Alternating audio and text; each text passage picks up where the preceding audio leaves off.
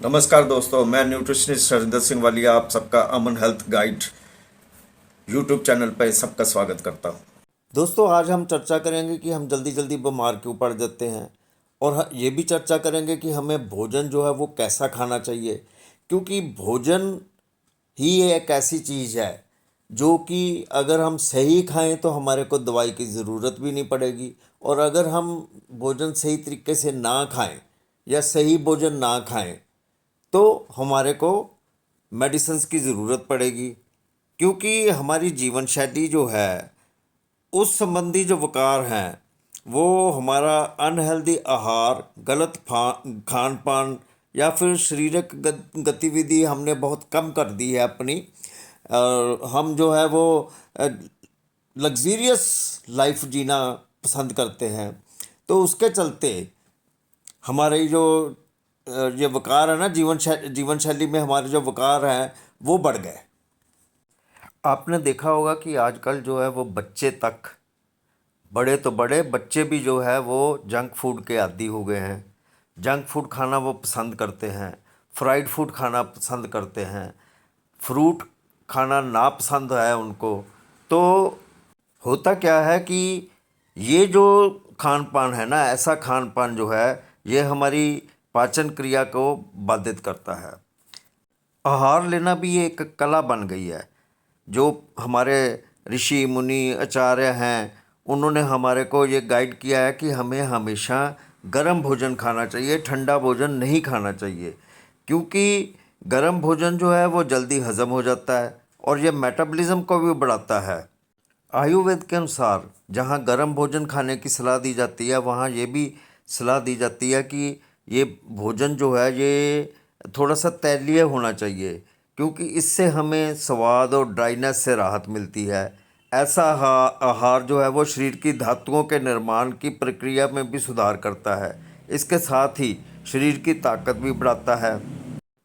इसके अलावा ये हमारी त्वचा यानी स्किन को जो है वो काफ़ी मजबूत रखता है, टाइट रखता है, ग्लो करती है और हेल्दी रहती है।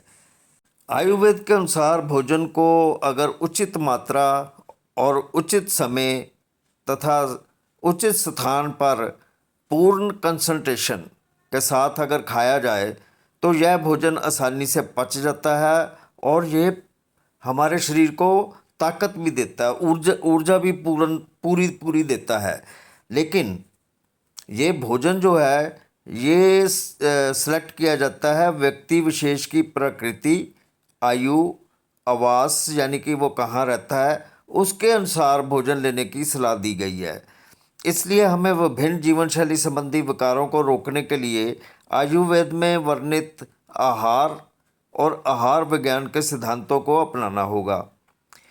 इसके अलावा भोजन के समय बोलना नहीं चाहिए, भोजन के समय हंसे नहीं, यह भी ध्यान में रख। आयुर्वेद के अनुसार शाम को भोजन हल्का और आसानी से पचने वाला होना चाहिए।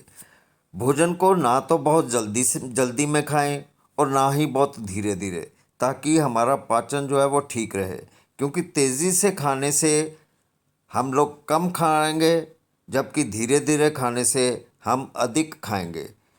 भोजन करते करते बीच में पानी पीने की सलाह नहीं दी जाती है। और उचित पाचन के लिए भोजन से पहले अगर अदरक के साथ एक चुटकी सेंधा नमक ले लें तो पाचन क्रिया में वृद्धि हो सकती है।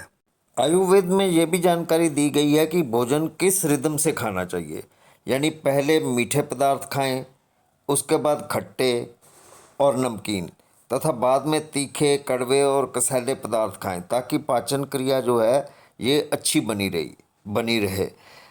इसके अलावा आप सबसे पहले फल खाएं, फिर तरल पदार्थ लें और अंत में ठोस भोजन का सेवन करें। भोजन करते समय इस बात का ख्याल रखें कि आप अपने शरीर को सीधा रखते हुए सुखासन में बैठें, तो भोजन की जो पाचन क्रिया है वो दुरुस्त रहेगी। लेकिन जल्दी से अब ये समझते हैं कि आयुर्वेद के नियमों के हिसाब से हमें भोजन कैसे करना चाहिए।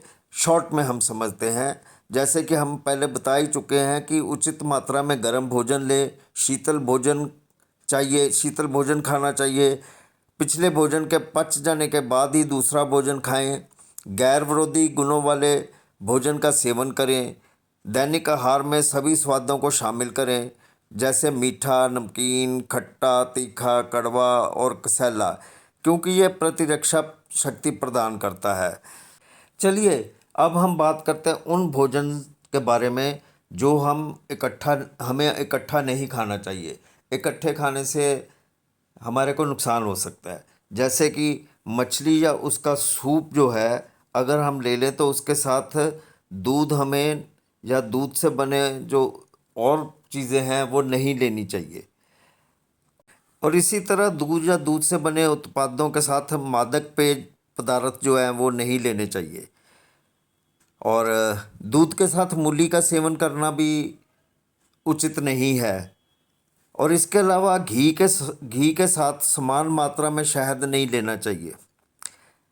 और जो 6 स्वाद है ना, आयुर्वेद के हिसाब से जो 6 स्वाद हैं उनमें से किसी भी चीज़ का जो है वो अधिक सेवन जो है वो नहीं करना चाहिए, क्योंकि ये स्वास्थ्य के लिए अनुकूल नहीं है। आयुर्वेद के अनुसार भोजन करते वक्त आपके ऊपर किसी प्रकार का स्ट्रेस यानी मानसिक तनाव जो है वो नहीं होना चाहिए। आप किसी प्रकार के आपके अंदर क्रोध नहीं होना चाहिए, क्योंकि ये एक ऐसी चीज़ें हैं जो हमारी बॉडी में टॉक्सिन्स फैला देती हैं, और जिसके चलते हमारा भोजन जो है वो भी टॉक्सिक हो सकता है।